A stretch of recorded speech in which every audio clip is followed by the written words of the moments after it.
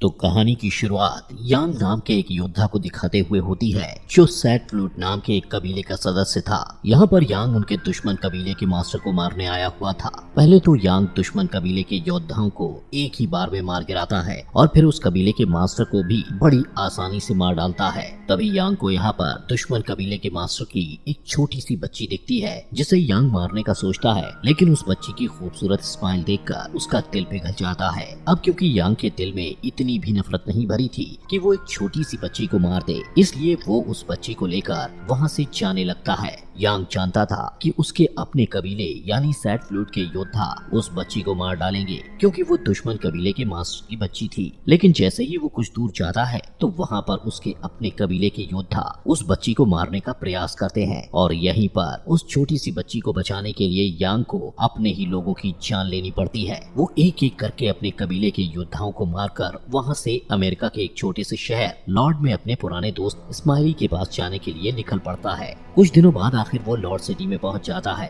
जहां पर आधे से भी ज्यादा मकान टूटे पड़े थे और उस शहर में लोग भी बहुत कम रहते थे। यहाँ पर सबसे पहले यांग की मुलाकात रॉन नाम के आदमी से होती है जो एक नंबर का पियक्कड़ था। वो हर समय दारू के नशे में टुन रहता था। तभी वहाँ पर ईद बुल आता है। यांग उसे अपने दोस्त की फोटो दिखाकर उसका एड्रेस पूछता है, जिस पर ईद बुल उसे बताता है कि आपके दोस्त इस्माइली की तो 3 साल पहले ही डेथ हो गई है और वो यहाँ पर एक लॉन्ड्री चलाता था। ईद बुल यांग को उस लॉन्ड्री तक पहुँचाकर वहाँ से चला जाता है। वहीं उस लॉन्ड्री में यांग की मुलाकात लिन नाम की एक लड़की से होती है जो अब तक उस लॉन्ड्री को चला रही थी। लिन पूछती है कि तुम इस्माइली को कैसे जानते हो, जिस पर यांग उसे बताता है कि इस्माइली मेरा बचपन का दोस्त था। तभी लिन उससे पूछती है कि क्या तुम अपनी बेटी के साथ अकेले ही आए हो, जिस पर यांग उसे कहता है कि ये मेरी बेटी नहीं है, इसके पेरेंट्स मर चुके हैं। ये सुनकर लिन को काफी दुख होता है, इसीलिए वो उस बच्ची का नाम अप्रैल रखती है।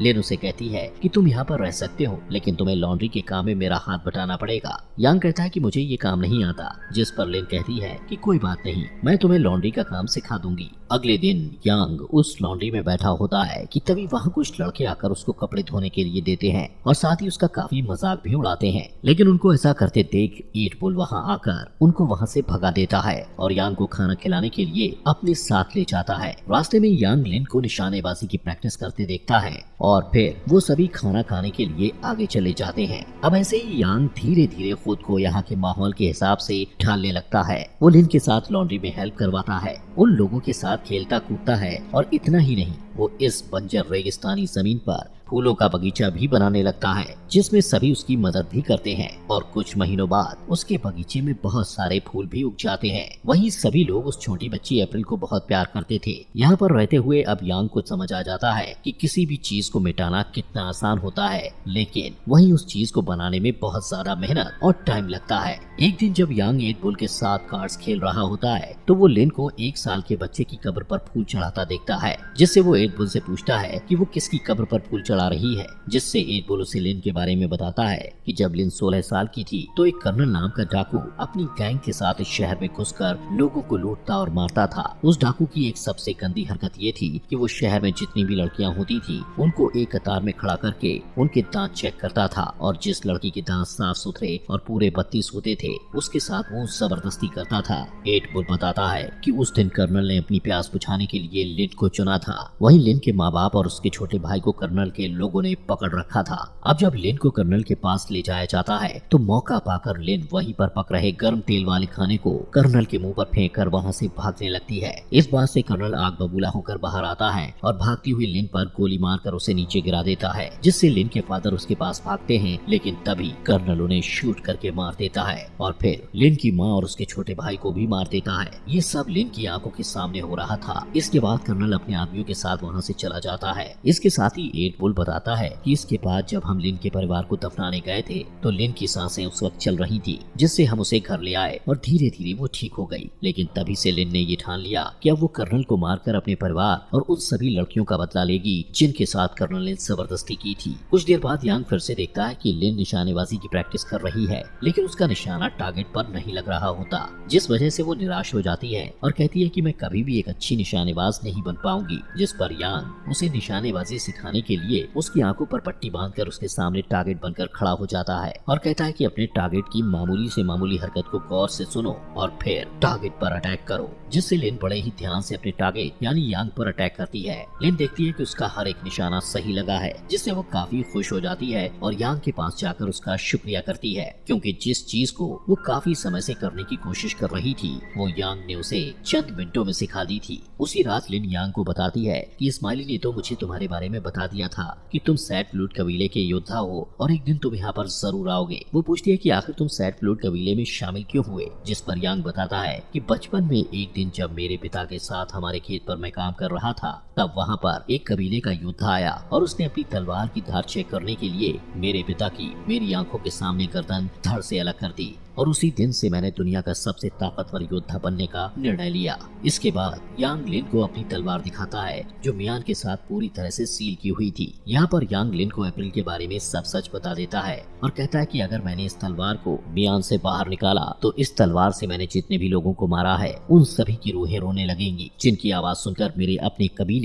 यानी सैट फ्लूट के योद्धा यहाँ पर अप्रैल को मारने के लिए आ जाएंगे। इसके बाद यांग लिन को कई दिनों तक तलवारबाजी सिखाता है और फिर क्रिसमस का दिन आ जाता है, जिसे ये लोग बहुत ही खुशी से नाचते गाते हुए मना रहे होते हैं। लेकिन तभी कर्नल अपने आदमियों के साथ वहाँ पर आकर उन लोगों पर अत्याचार करने लगता है। वो लोग जोकर बने हुए आदमी के सर पर पानी की बाल्टी रखकर उस बाल्टी पर शूट करते हैं, जिसके बाद कर्नल उसके सर पर एक गिलास ड्रिंक रख देता है और जैसे ही वो उस गिलास पर शूट करने लगता है तभी वहाँ रॉन नशे की हालत में आकर पहले उस ड्रिंक को पीता है और फिर कर्नल का मजाक उड़ाने लगता है, जिससे कर्नल को काफी गुस्सा आता है। वो अपने एक आदमी को कहता है कि इसको घोड़े के पीछे बांधकर घसीटते हुए घुमा कर लेकर आओ। इसके बाद कर्नल शहर की सभी लड़कियों को एक कतार में खड़ा करके उनके दांत चेक करने लगता है। इसी दौरान उसे एक औरत के दांत साफ सुथरे और पूरे दिखते हैं, लेकिन वो औरत शादीशुदा थी, इसलिए कर्नल उसे उसके पति के साथ ही गोली मारकर मार देता है। तभी कर्नल की नजर उनकी बेटियों पर पड़ती है। वो अपने आदमियों को कहता है कि इन दोनों को अच्छे से नहला सजा कर मेरे पास लेकर आओ, लेकिन कुछ देर बाद उन दोनों की जगह लिन अच्छे से सज कर कर्नल के पास आती है और जब कर्नल के आदमी वहाँ से चले जाते हैं तो लिन अपना चाकू निकाल कर धीरे धीरे कर्नल की तरफ बढ़ती है और जब वो उसे मारने ही वाली होती है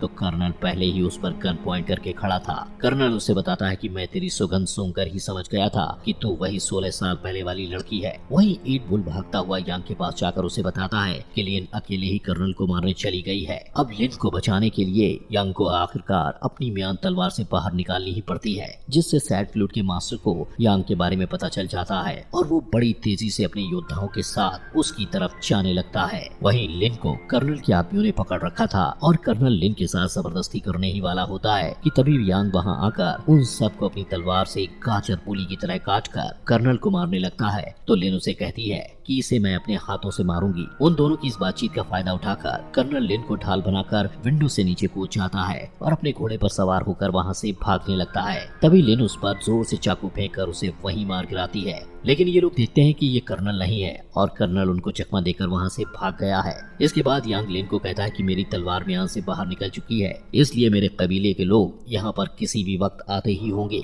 इसलिए मुझे यहाँ से जाना ही होगा, वरना तुम सब लोग मेरी वजह से मारे जाओगे। ये सुनकर एट बुल उसे कहता है कि कर्नल यहाँ से भाग चुका है और वो अपने दुगने से भी ज्यादा आदमी लेकर हम लोगों को मारने वापस जरूर आएगा, और अगर तुम भी यहाँ से चले जाओगे तो हम कर्नल का मुकाबला कैसे करेंगे। तभी एक आदमी बोलता है कि हम बिना किसी हथियार कर्नल का मुकाबला कैसे करेंगे, जिस पर एट बुल रॉन की तरफ इशारा करते हुए कहता है कि इसके पास कुछ खास है। इसके बाद रॉन उनको अपनी वाइफ की कब्र खोदने को कहता है और उसकी वाइफ की कब्र में उन्हें रॉन के द्वारा छुपाए गए बहुत सारे हथियार मिलते हैं। दरअसल रॉन की वाइफ ने मरते समय उसको एक वादा करने को कहा था कि वो जिंदगी में कभी भी हथियार नहीं उठाएगा, लेकिन अब मजबूरी में रॉन को अपनी वाइफ से किया हुआ वादा तोड़ना पड़ता है। इसके बाद वो सभी लोग उन बंदूकों को चलाने का अभ्यास करने लगते हैं। अगले दिन कर्नल अपने बहुत सारे आदमियों के साथ उनकी तरफ आ रहा होता है। उधर यांग अपनी तलवार निकालकर उनके सामने खड़ा था, वहीं रॉन एक ऊंचे टावर पर उन पर निशाना साधे खड़ा होता है। अब जैसे ही कर्नल अपने आदमियों के साथ शहर में एंटर होता है तभी रॉन एक डायनामाइट पर शूट करके उसे ब्लास्ट कर देता है, जिससे कर्नल के काफी सारे आदमी मारे जाते हैं। हैं और चारों तरफ धुआं फैलने की वजह से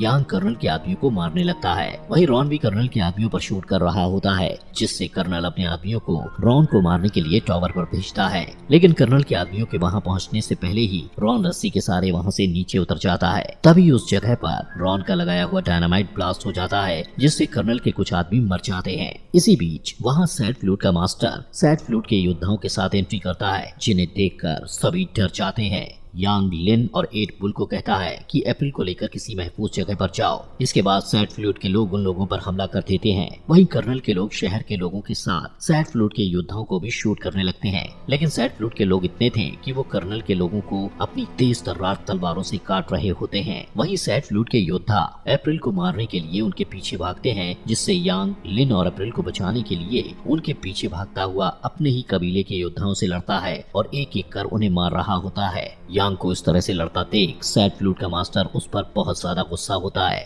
इसके बाद यांग और लिन अप्रैल को बचाने के लिए एक घर में छिपने की कोशिश करते हैं, लेकिन वहां पर भी सैड फ्लूट के लोग आकर यांग से लड़ने लगते हैं। ये देखकर लिन 8 बुल को अप्रैल पकड़ाकर कहती है कि अप्रैल को यहाँ से किसी सुरक्षित जगह पर ले जाओ, और फिर खुद तलवार उठाकर सैड फ्लूट के योद्धाओं से लड़ने लगती है। वो दोनों सैड फ्लूट के योद्धाओं को खत्म करके जब बाहर आते हैं तो 8 बुल को घायल देखते हैं। 8 बुल उन्हें बताता है कि कर्नल उससे अप्रैल को छीन कर ले गया है, और इतना कहते ही वो दम तोड़ देता है। वहीं दूसरी साइड कर्नल अप्रैल को उठाए घर में घुसकर अपने आदमियों को बाहर उसकी सुरक्षा के लिए तैनात कर देता है। कुछ देर बाद यहाँ पर सबसे पहले सैड फ्लूट के लोग अप्रैल को मारने आते हैं, लेकिन कर्नल के लोग ऑटोमेटिक मशीन गन से उन सभी को मार गिराते हैं। इसके कुछ देर बाद यहाँ की लाइट्स ऑफ हो जाती हैं। तभी यांग यहाँ पर आकर कर्नल के आदमियों को मार डालता है और रूम में कर्नल के पास जाता है, जहाँ कर्नल ने अपनी गन अप्रैल पर तान रखी होती है। उसी वक्त कर्नल अप्रैल पर शूट कर देता है, लेकिन यांग बड़ी ही फुर्ती से उसकी गन से निकली गोली को अपनी तेज तलवार से 2 हिस्सों में काटकर कर्नल से अप्रैल को छुड़ा लेता है। जिसके बाद यांग लिन को मौका देता है कर्नल को मारने का, जहां पर लिन और कर्नल के बीच लड़ाई होती है।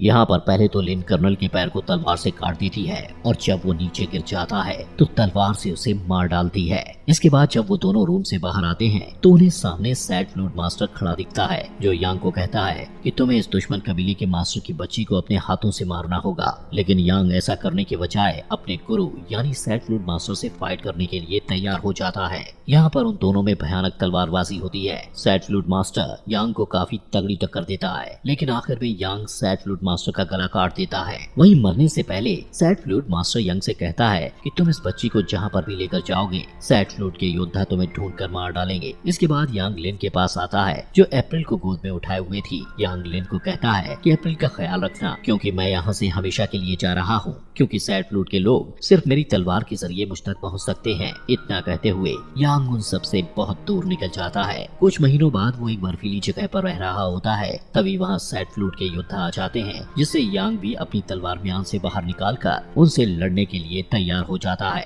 और ये अमेजिंग मूवी यहीं पर खत्म हो जाती है। इस वीडियो को लाइक करें, हमारे चैनल को सब्सक्राइब करें और बेल आइकन जरूर प्रेस करें हमारी न्यू वीडियो सबसे पहले देखने के लिए।